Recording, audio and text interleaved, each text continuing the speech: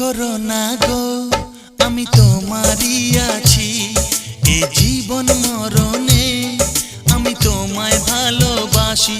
আমি তোমার ছায়া হয়ে রব তোমার পাশাপাশি।